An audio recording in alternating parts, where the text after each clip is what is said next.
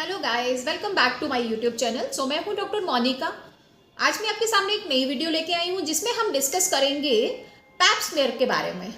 मतलब pap test basically done for cervical cancer. बच्चेदानी के मुंह के कैंसर को हम लोग सर्वाइकल कैंसर बोलते हैं और इसके लिए जो टेस्ट किया जाता है उसे हम पैप स्मेयर बोलते हैं। आपको पता है कि आजकल कैंसर जो है वो बहुत ही ज़्यादा बहुत तेज़ी से बढ़ता जा रहा है और सर्वाइकल कैंसर जो है ये भी बहुत तेजी से ब्रेस्ट कैंसर के बाद मतलब मोस्ट कॉमन कैंसर जो है वो सर्वाइकल कैंसर है, जिसकी वजह से इंडिया में बहुत सारी जो है डेथ होती है। उसके लिए कौन कौन सी इन्वेस्टिगेशन की जाती है, जब इन्वेस्टिगेशन करवानी है किन चीज़ों का ध्यान रखना है और ये कितना ज़रूरी है, आज मैं इसी के बारे में डिटेल में बात करूंगी।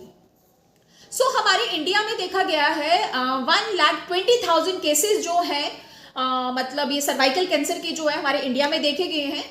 और कैंसर जो होता है इसको डायग्नोज करना जो है वो बहुत ही ज़्यादा ज़रूरी होता है। ब्रेस्ट कैंसर और जो सर्वाइकल कैंसर होता है ये बहुत ही ज़्यादा कॉमन कैंसर है, बट ब्रेस्ट कैंसर से ज़्यादा जो है वो मोस्ट कॉमन कैंसर जो है आज की डेट पे सर्वाइकल कैंसर है।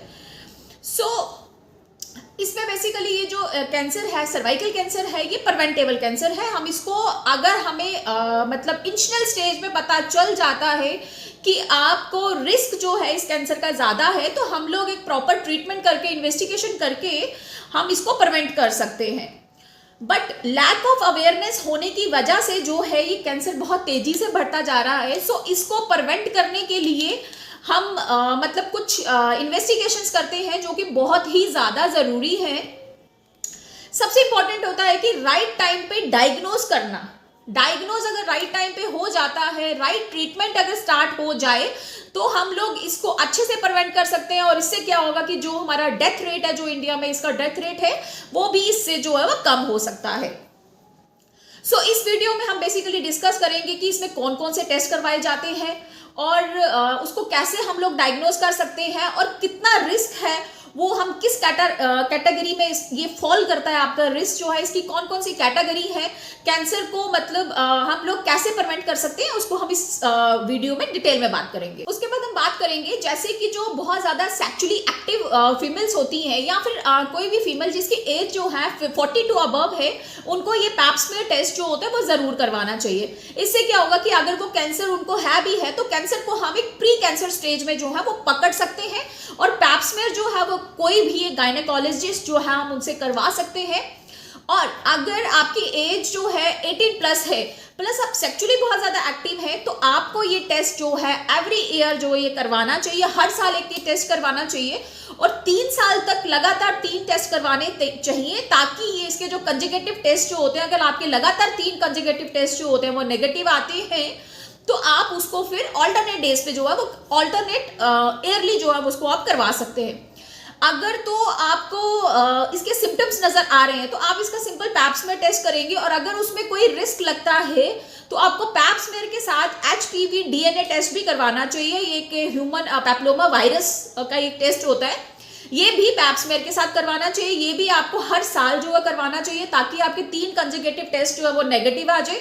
अगर आपके टेस्ट 3 बार लगातार करवाने पे 3 साल नेगेटिव आते हैं तो आप इनकी टेस्ट की फ्रीक्वेंसी जो है वो कम कर सकते हैं। बेसिकली ये टेस्ट जो होता है ये बहुत ही सिंपल टेस्ट है। इसमें आपको कोई भी हॉस्पिटल में एडमिशन नहीं लेनी है, इसमें आपको कोई भी ब्लड सैंपल नहीं देना है, इसमें आपको कोई भी कट एंड टीयर नहीं होगा, इस टेस्ट में आपको कोई भी दर्द नहीं होगी। आप इस टेस्ट को कभी भी करवा सकते हैं, एनी टाइम जो है ये टेस्ट जो है इसको आप करवा सकते हैं। और बेसिकली क्या होता है, इस टेस्ट का प्रोसीजर क्या है, इसमें करते क्या है, बेसिकली क्या होता है कि जो आपके यूट्रस का माउथ होता है जिसे हम सर्विक्स कहते हैं, वहां से जो सिक्रीशन प्रोड्यूस हो रही है उस सिक्रीशन को कलेक्ट किया जाता है और उसका एक स्मीयर बनाया जाता है या फिर एक लिक्विड साइटोलॉजी की जाती है। देन उसको फिर उसके बाद माइक्रोस्कोपिक एनालिसिस किया जाता है। इसमें क्या होता है कि जैसे अब हम ये टेस्ट करते हैं, इससे हमें पता चलता है कि जो आपके वहाँ उस एरिया के सेल्स हैं वो किस स्टेज पे हैं। मतलब इसकी फर्दर स्टेज होती है, कैटेगराइजेशन की गई है। जैसे फर्स्ट स्टेज जो है नॉर्मल है, कि आपकी वो स्टेज जो है वहाँ पे जो आपके सेल्स प्रेजेंट है वो नॉर्मल है, या फिर प्री कैंसरस स्टेज पे है, या फिर इन्फ्लामेटरी स्टेज पे है, या फिर कैंसरस स्टेज पे है। तो ये 4 स्टेजेस होती है इसकी, normal, pre cancerous stage, inflammatory stage and cancerous stage. Depending upon कि जो हमारे जो वहाँ के सेल्स हैं वो मतलब किस सिचुएशन में है, हम ये इस टेस्ट से प्रेडिक्ट कर सकते हैं। इससे क्या होता है कि जो आपका ये यूट्रस होता है ना, उससे आपके यूट्राइन कैंसर का रिस्क का जो है वो बिल्कुल क्लियर हो जाता है। अगर हमें पहले ही पता चल जाता है कि आपका रिस्क जो है वो ज्यादा है, तो आपका इमीडिएटली जो है वो ट्रीटमेंट जो है वो स्टार्ट किया जा सकता है। सर्वाइकल कैंसर का ट्रीटमेंट जो है स्टार्ट किया जाता है। अगर कैंसर जो है वो प्री स्टेज में है तो उसको हम लोग इजीली जो है वो डिटेक्ट कर सकते हैं, और उसके बाद क्या होगा कि इसका जो है वो ट्रीटमेंट स्टार्ट कर सकते हैं। अब क्या है कि जो सर्वाइकल कैंसर है, सर्वाइकल कैंसर का ट्रीटमेंट जो है वो बहुत ही ज्यादा एडवांस है, तो हम लोग जो है आराम से इसका जो है वो ट्रीटमेंट कर सकते हैं। और जैसे मैंने आपको पहले भी बताया, ब्रेस्ट कैंसर के बाद जो है सर्वाइकल कैंसर जो है वो सेकेंड मोस्ट कॉमन एक कैंसर है, जिससे कि हमारे इंडिया में बहुत ज्यादा डेथ हो रही है, मतलब डेथ रेट जो है वो बहुत ज्यादा है। अब जो आपने ये सर्वाइकल इसका कैंसर जो है ये पैप स्मेयर टेस्ट करवाना है, उसके लिए जब आपने ये टेस्ट करवाना है तो किन चीज़ों का ध्यान रखना जो है बहुत ज़रूरी है। सबसे पहले तो है कि जो आपने जब ये पैप स्मेयर टेस्ट करवाना है तो आपके जो पीरियड्स हैं वो नहीं आने चाहिए। मतलब आपके यहाँ तो पीरियड्स से 3-4 दिन पहले आपने ये टेस्ट करवाना है, या फिर 3-4 दिन बाद में आपने अपने पीरियड्स के बाद ये टेस्ट करवाना है। मतलब pap smear test should be always done after the periods, or it can be done 3 to 4 days before of your periods, or 3 to 4 days after of your periods. So it is very important to note down. Second है avoid intercourse. Intercourse avoid करना is a very important if you want to go for this pap smear test. Then third point is avoid use of antiseptic. किसी भी तरह का antiseptic solution जो है वो use नहीं करना है ड्यूरिंग दिस पीरियड्स। और जब आप ये टेस्ट करवाने जा रहे हैं तो आपने ये इंश्योर करना बहुत ज़रूरी है कि आपको जो आपके डॉक्टर है उनको बताना कि आपने पैप स्मेयर करवाना है या pap smear plus HPV DNA करवाना है।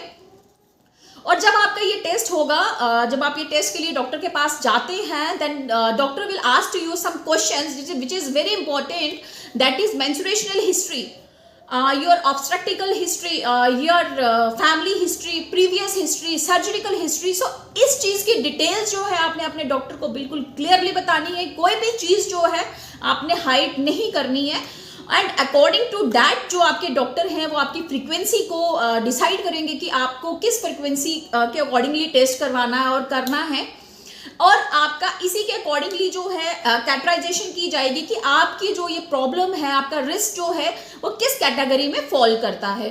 So this is very important, and I think after 40 every woman should do और prefer this test after 40, or if you are sexually very active then you have to do this test after 18 also.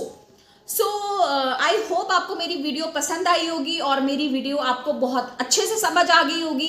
And if you like my video then never forget to subscribe my channel, and like comment share जो होगा ज़रूर करना। Thank you so much.